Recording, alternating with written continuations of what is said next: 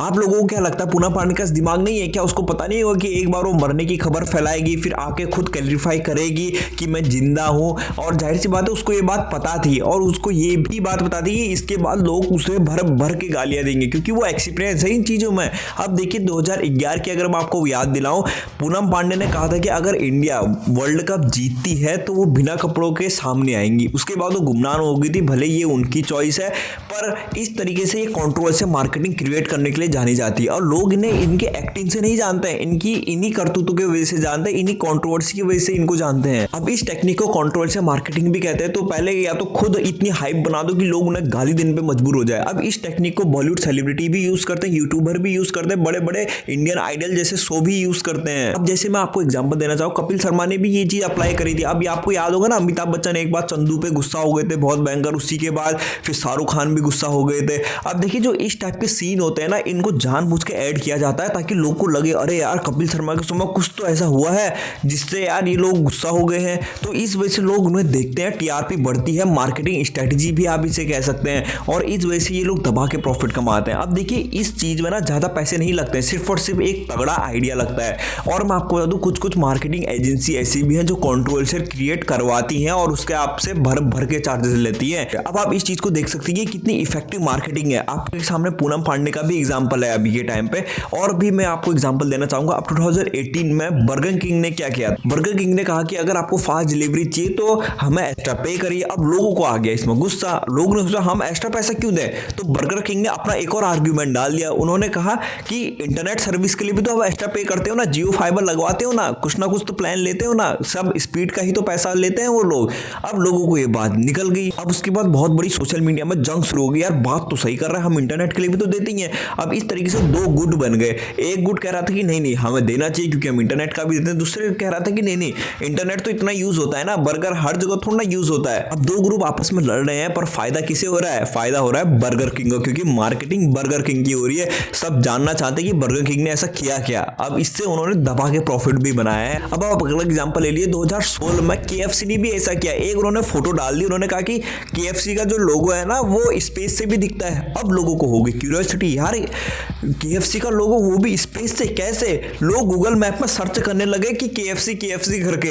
अब इस चीज को कहते हैं कंट्रोवर्शियल मार्केटिंग। अब देखिए लोगों के दिमाग में डाल दिया कि यार स्पेस से भी हम दिखते हैं, वाह यार कितनी तगड़ी चीज है। तो इस वजह से इनकी मार्केटिंग स्ट्रेटजी को बहुत तगड़ा बूस्ट मिलता है। अब अगर मैं आपको अगला एग्जांपल दूं, यूट्यूबर और बड़े बड़े इंस्टाग्राम इन्फ्लुएंसर भी इसका यूज करते हैं। आपने बहुत बार देखा होगा कि कोई छोटा यूट्यूबर है वो किसी बड़े यूट्यूबर को रोस्ट कर देता है, उसके बाद लोग गुस्सा हो जाते हैं, अरे इसने ऐसे को कैसे बोल दिया है। या जैसे किसी ने शाहरुख खान के बारे में बोल दिया, विराट कोहली के बारे में बोल दिया। अब देखिए जो भी वो लोग बोल रहे हैं ना, उनको पता है कि वो लोग क्या बोल रहे हैं, उनको पता है इसके बाद रिएक्शन क्या होगा। अब जैसे कोई आदमी विराट कोहली को गाली दे रहा है, उसको पता है ये चीज, उसके बाद उसकी खैर नहीं है सोशल मीडिया पे, पर फिर भी वो कर रहा है क्योंकि वो फेमस होना चाहता है। अब इससे उनको नेम फेम दोनों मिल जाता है, भले इज्जत मिले ना मिले पर फेम तो मिल ही जाता है। अब देखिए इतनी इफेक्टिव मार्केटिंग ना हर कोई इसे यूज करना चाहता है। अब देखिए आपको बॉलीवुड सेलिब्रिटी से लेकर हॉलीवुड सेलिब्रिटी भी इसको यूज करेंगे। अब देखिए ना मैं आपको एक और एग्जांपल दे दूं, द नन एक मूवी आई थी, बहुत कमाल की हॉरर मूवी थी, दम है तो देख के दिखाना अकेले दम पे।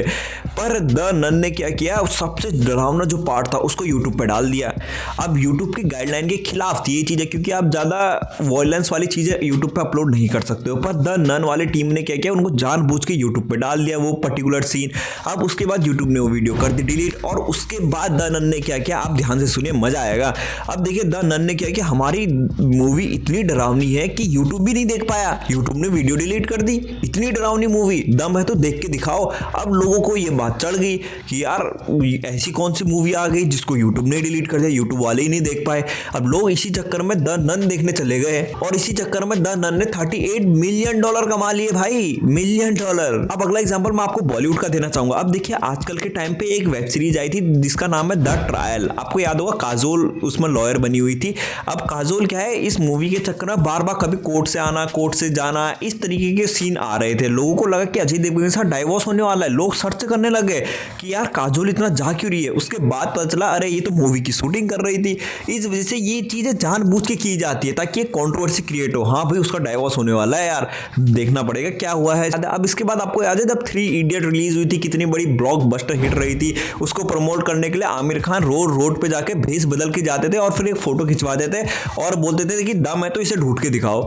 अब लोग उससे ढूंढने के लिए लिटरली बहुत सारे लोग सड़कों में उतर आए कि यार ये आदमी है कौन। देखिए अगला एग्जांपल KFC का। अब देखिए 2018 में ब्रिटेन के अंदर चिकन की शॉर्टेज हो गई थी। अब देखिए KFC के पास भी चिकन था नहीं कि चिकन आएगा कहाँ से, तो उन्होंने कुछ कुछ जो स्टोर है उनके उनको बंद कर दिया और उसमें क्या एडवर्टाइजमेंट डाल दिया, KFC को थोड़ा सा मॉडिफाई कर दिया, उन्होंने लिख दिया FCK। अब देखिए आपको पता है कि F का वर्ड क्या होता है, मैं यहाँ पर अभी बोलना नहीं चाहूंगा, पर लोगों ने इसको रिलेट कर लिया कि नहीं नहीं F वर्ड आप कैसे यूज कर सकते हो अपने स्टोर के सामने। उस समय लोगों के बीच में डिबेट छिड़ गई, नहीं नहीं ये तो सही है, नहीं ये गलत है, नहीं ये सही है, नहीं ये गलत है। अब इस चक्कर में क्या हुआ, कंट्रोवर्सी क्रिएट हो गई, यार FCK क्या डाल दिया इन्होंने। अब फिर उसके बाद लोग आर्ग्यू करने लगे और फायदा किसको हो गया, KFC को। तगड़ा हाइप गया था, तगड़ी मार्केटिंग हुई थी उस टाइम पे तो ब्रिटेन के अंदर। पर आप अगर कंट्रोवर्शियल मार्केटिंग में उतरना चाहते हो, मतलब ट्राई करना चाहते हो, तो थोड़ा सा कुछ बातों का आपको ध्यान भी रखना है। इसकी भी मैं आपको एग्जांपल देना चाहूंगा। अभी जैसे जो पूनम पांडे ने किया, ये क्या है कि एक्सट्रीम केसेस में कर दिया, डेथ जैसी चीजें बहुत बड़ी चीजें हो जाती है, उसके बाद इनको अरेस्ट भी कर लिया गया है, FIR भी इनके खिलाफ लॉन्च हो चुकी है। पर ऐसा भी आपको नहीं करना है। अब देखिए मैं एक और एग्जांपल देना चाहूंगा। अब देखिए इसी चक्कर में एक बार विराट कोहली भी लपेटे में आ चुके हैं। अब देखिए 2011 में फास्टैग का वो एक ऐड कर रहे थे, वो जनीलिया के साथ वो कर रहे थे। अब ऐड के चक्कर में वो एक एरोप्लेन में बैठे हुए थे और लोगों का ध्यान छोड़ दिया, जो पैसेंजर है उनको ध्यान ही नहीं है, वो अपना ही लगे हुए हैं। उसके बाद में इसे इंडिया से बैन कर दिया गया, नहीं इसकी वजह से कोई लोग डिस्ट्रैक्ट हो सकता है। अब इसकी बात एक और एग्जांपल है बिग बबूल, जिसमें एक कछुआ कूद लगाता है एक पहाड़ी से, उसके बाद वो बिग बबूल खाता है और वो फिर उड़ने लगता है। अब लोग ऐसा ही करने लगे, लोग सच में जंप करने लगे, जो छोटे छोटे बच्चे होते हैं। अब उसके बाद ये भी जो ऐड है इसको भी बैन कर दिया गया। तो ये चीज़ें जो होती है वो एक एक्सट्रीम कंट्रोवर्शियल मार्केटिंग में आ जाती है, पर कंट्रोवर्शियल मार्केटिंग बहुत ही ज़्यादा इफेक्टिव टेक्निक आज की डेट में मानी जाती है। इसे हर लोग यूज़ करते हैं, ट्रस्ट करें। जैसे अगर मैं पॉलिटिशियन का भी आपको एग्जाम्पल दूँ, बहुत सारे पॉलिटिशियन ऐसे करते हैं कि धर्म के नाम पर लोग को लड़ा दो और फिर आके ऐसा बोल दो नहीं ये तो बात सही है, तुम गलत कह रहे हो, मतलब किसी एक धर्म को टारगेट कर दो। फिर दूसरे लोग सोचेंगे नहीं कितना अच्छा काम किया उन्होंने, यार उन्होंने सब बहुत ही अच्छा तगड़ा काम किया है। पर ये सब कुछ एक स्ट्रैटेजी के तहत होता है। अब ये चीज़ें कौन कौन सी पॉलिटिकल पार्टीज कर रही हैं ये आपको बहुत ही अच्छे से पता है, मैं नाम नहीं लेना चाहूँगा। तो मैं कहना चाहूँगा कि कंट्रोवर्शियल मार्केटिंग में अगर आपको उतरना है तो थोड़ा सा सावधानी से भी उतरिए, पर बहुत इफेक्टिव मार्केटिंग होती है। तो मिलते हैं कुछ ऐसी नेक्स्ट वीडियो में, तब तक के लिए थैंक यू सो मच।